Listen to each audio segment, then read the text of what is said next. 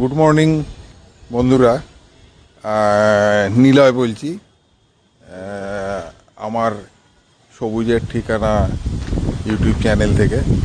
তো রোজই আপনাদেরকে আমি আমার বিভিন্ন রকম এই যে গাছগাছালা, তাদের বিভিন্ন পরিচর্যা, মাটি তৈরি, এই সংক্রান্ত ব্যাপার নিয়েই আমি আপনাদের কাছে আসি ভিডিও নিয়ে।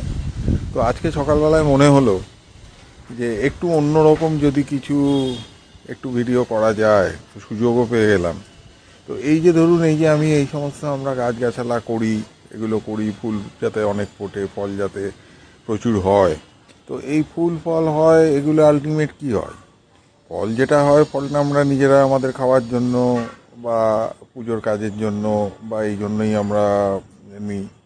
আর ফুল যেটা হয়, সেই ফুলটাও আমরা ঠাকুরের পুজোর জন্যই আমরা এই ফুলটা ব্যবহার করে থাকি। অবশ্যই গাছে থাকলে সেই ফুল খুব সুন্দরই লাগে, কিন্তু কিছুটা ফুল আমরা পুজোর জন্য, পুজোর কাজেও ব্যবহার করে থাকি। তো আজকে আমি সেই একটা জিনিসই আপনাদেরকে আমি শেয়ার করব, যে আমার গাছের ফুল, এই ফুল কি কাজে লাগবে। তো সেটা একটু আপনাদের মনে হলো আপনাদের সঙ্গে শেয়ার করার। তাই জন্যই আমি আপনাদের সঙ্গে এটাকে শেয়ার করতে এসেছি। তো সেটাই আমি আপনাদেরকে দেখাচ্ছি যে এই ফুল আমার কি কাজে লাগছে।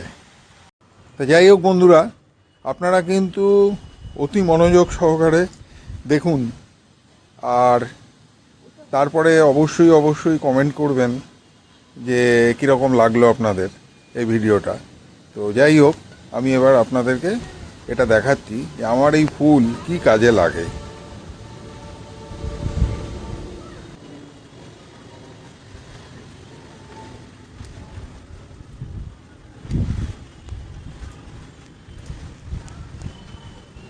বৃষ্টি পড়ছে, চলে আসো।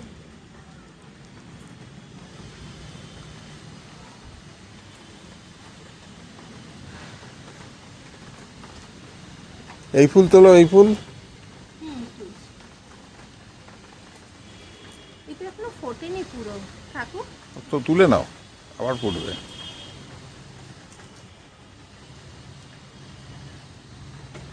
আজকে অপরাজিতা ফুলটা হয়নি, কালকে সব তুলে নিয়েছি। তো যা হয়েছে তাই নাও। এই ফুলটা খুব সুন্দর, খুব ফোটে।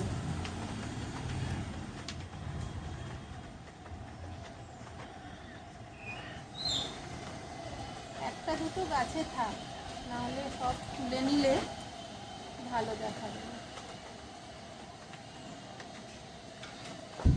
অবশ্যই একটা দুটো গাছে না থাকলে গাছের সৌন্দর্যটাই নষ্ট হয়ে যায়।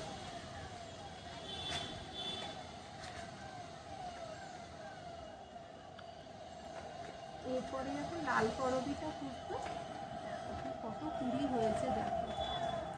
তাই তো আমি রোজ তুলি।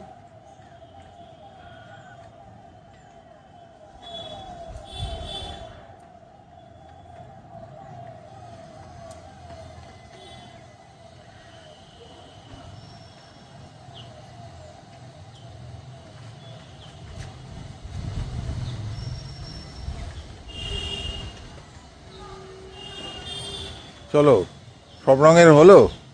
হ্যাঁ, লালটা, লাল জবাটা তো আজকে একটু ফোটেনি, কুড়িয়ে এসছে।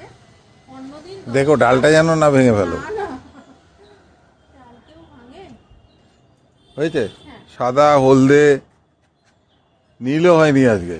না, নীল হয়েছে, ওদিক থেকে আমি আগে তুলে রেখেছি। আচ্ছা, নিচে গিয়ে ঠিক দেখাচ্ছি। আছে, চলো।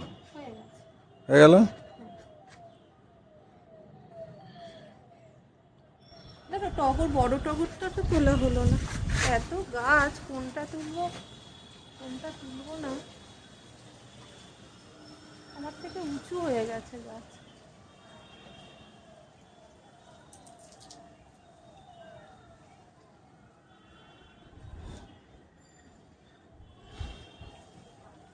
এগুলো পুরো ফুটবে, এগুলো কালকে তুলবো।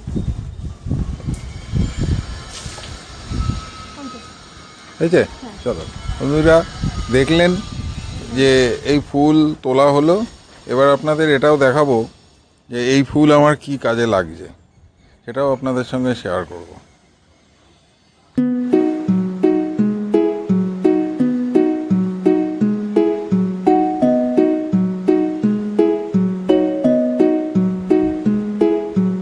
দেখুন বন্ধুরা, আমার বাড়ির ঠাকুরের স্থান, যেখানে সমস্ত ঠাকুররা বসে রয়েছেন, পূজিত হন। তো আপনাদের যে জিনিসটা আমি দেখাচ্ছিলাম বা যেটা আমি আজকে দেখাতে চাইছি, তো সেটাই আমি দেখাই। এই দেখুন, এই যে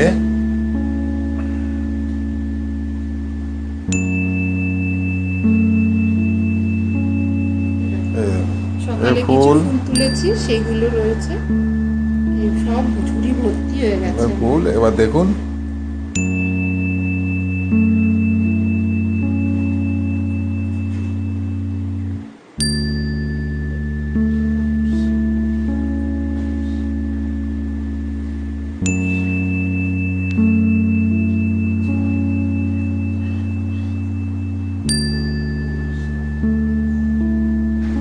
কোন কোন ঠাকুরকে দিচ্ছ বলো। কি বলবো, মহাদেব ঠাকুরকে, গণেশ ঠাকুরকে, মাকে। দেখুন, তাহলে আপনারা আজকে দেখলেন যে আমার এই যে এত কষ্টের ফলে আমার এই গাছে যে এই ফুল হয়, সেই ফুল আসলে কোথায় সেই ফুল যায়, তো সেটাই আজকে আপনাদের দেখাবার জন্য আমি আজকে মনে হলো যে রোজই তো একই জিনিস দেখাই, আজকে একটু এটা দেখাই যে ফুল গাছে হচ্ছে, তারপরে ফুলগুলো কি হচ্ছে। তো এটাই হয়। এছাড়া আরও ধরুন কিছু ফুল গাছে থেকে সেগুলো শুকিয়ে যায়, কারণ গাছে যদি ফুল কিছু না থাকলে সেটা গাছের সৌন্দর্যতা নষ্ট হয়ে যায়। তো যাই হোক, রোজেকার ঠাকুরের যে ফুল দেওয়ার, সেটা মোটামুটি আমার এই বাগান থেকেই ও নিয়ে নেয়, পেয়ে যায়। কখনো সখনো যদি কোনো সেরকম কোনো ভারী পুজো, স্পেশাল পুজো যদি কিছু থাকে, বা কোনো যদি বিশেষ কোনো পুজোর দিন থাকে, সেই দিনকে হয়তো কিছু ফুল ওকে বাজার থেকে কিনে আনতে হয়। আর না হলে এই আমার গাছের ফুলই তুলে এনে রোজেকার পুজো এই গাছের ফুল থেকেই আমার হয়। তো আপনারা এটা দেখছেন, আর কেমন লাগলো অবশ্যই বলবেন। আর আমার এই ঠাকুরের সিংহাসন, ঠাকুরের স্থান, এটা কেমন লাগলো আপনাদের এটাও বলবেন। আর অবশ্যই যদি ভালো লাগে আমার নতুন চ্যানেল, আমাকে অবশ্যই এই সবুজের ঠিকানা চ্যানেলটাকে অবশ্যই সাবস্ক্রাইব করে দেবেন, আর লাইক শেয়ার এগুলো করবেন, করে আমার পাশে থাকবেন।